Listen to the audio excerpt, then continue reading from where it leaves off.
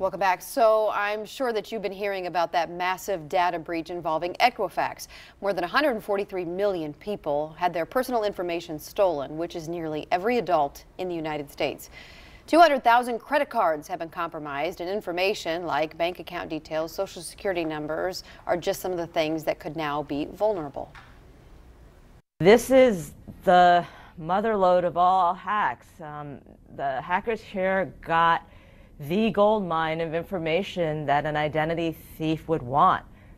Names, social security numbers, dates of birth, addresses, and in some cases driver's license numbers. I mean, that's the key information that identity thieves need to open up new accounts or create all sorts of other havoc. And right now, the FBI is looking into the data breach, which could become one of the biggest such investigations for the Bureau. And we thought, well, hey, let's bring in someone from the FBI to talk about really what this means for consumers who may find themselves a victim of the hack. So please welcome to the show Special Agent John Widnes. He is with the Jacksonville Cyber Unit. It's good to see you. Thank you so much for being here. I know you can't specifically talk about this case because it is under investigation. It is a huge case. But let's talk about consumers and people who might find themselves a victim of this. What can we be doing to protect ourselves? Well, you bet. There's certainly a lot of relatively simple steps that people can take to kind of help mitigate the chances of them being a victim themselves of identity theft. One of the things I think that makes a lot of sense for people to do is to take advantage of the free credit report that you get.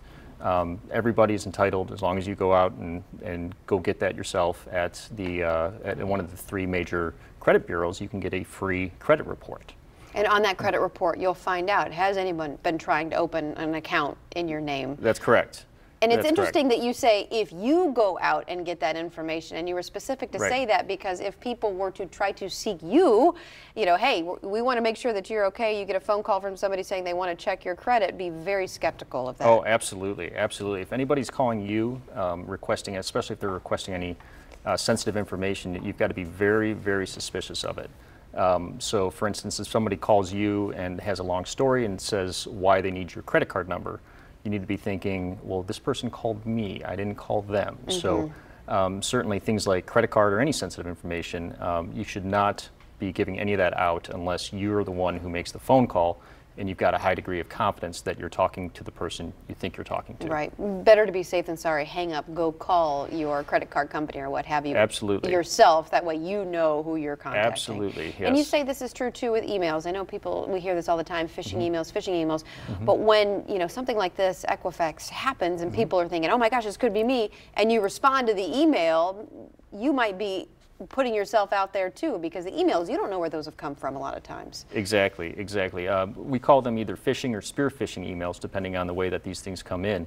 But what they do is they're trying to entice you to do something, which if you were to do it, could lead to a breach of your computer system or something along those lines, which would of course make you a potential victim of identity theft down the line. What does somebody do if they think that they were a victim of this Equifax hack? You know, there's things that we can do, you know, like you said, going on and monitoring your credit by going to a credit bureau. But what else can we do? Like you said something about freezing your credit. What does that mean? Absolutely, and this is more for the people who I think are particularly concerned about it, because there are a couple steps involved with it. But you could get a credit freeze. So you go to the three major credit bureaus, and then usually for a fee, you're allowed to freeze your credit, so that if somebody, say a malicious actor, got your social security number, something along those lines, and wanted to apply for a credit card in your name, they wouldn't be able to do it because the credit bureaus would not provide the credit to the credit card companies, and therefore the credit card companies are not going to give them a credit card. And you say it's a lengthy process to go through. Not necessarily lengthy, but there are some steps involved because you're going to have to do this 3 times with the 3 different credit bureaus. And then, of course, the downside, with every good thing comes a downside, and the downside here is that if you yourself are applying for a credit card or a loan or anything that requires your credit to be checked, you're going to have to go unfreeze that. You're going to have to, they call it thawing, you're going to have to thaw your credit. And that probably takes some time, right? Or make some phone calls. Bureaucratic. Okay. It's not something that's terribly lengthy, but you do have to go through those extra steps. And then at the end of that, of course, you've got to freeze it again, assuming you want to continue that level of protection. Okay, it's kind of one of those things where you kind of have to, Exactly. to weigh it out. Exactly. Interesting service that you guys provide. If someone thinks that they are a victim of this crime, they can reach you directly through a website that you've started, and you're compiling information on these potential hackers and people who are stealing identity. That's correct. IC3.gov, so it's www.ic3.gov. is a place where consumers, anyone who's been a victim of a cybercrime, can go and then log, essentially put the information in about what it was that took place.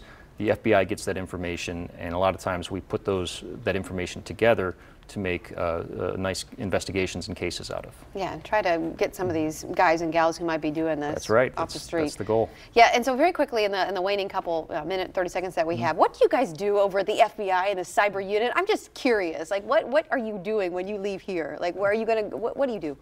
Well, we've got a wide range of types of investigations. We work national security investigations or criminal investigations. Typically, the criminal investigations involve financial motivations, but we will compile data, search for evidence. I mean, it's like any other FBI investigation. It's just done more so online, or at least involves more of those types of actors that operate online. So we might be chasing them through the dark web on one day, and another day we may have identified an actual individual, and we might go do a search warrant at their house and compile some extra evidence and try to make some indictments and arrests out of this. I bet you've got some good stories to tell, of which I'm Absolutely. sure you can't tell any of them. Yeah. What is the dark web? What is the dark web? You dropped a dark web. I'm thinking there's only one website, one internet out there. I'm sure there's good stories with that. Good to see you. Thank you very much for being here. We appreciate you. And we'd like to thank, of course, the FBI for coming on, an agent witness. And remember that you can report any suspected instances of identity theft to the FBI's Internet Crime Complaint Center, which is IC3, and that is www.ic3.gov.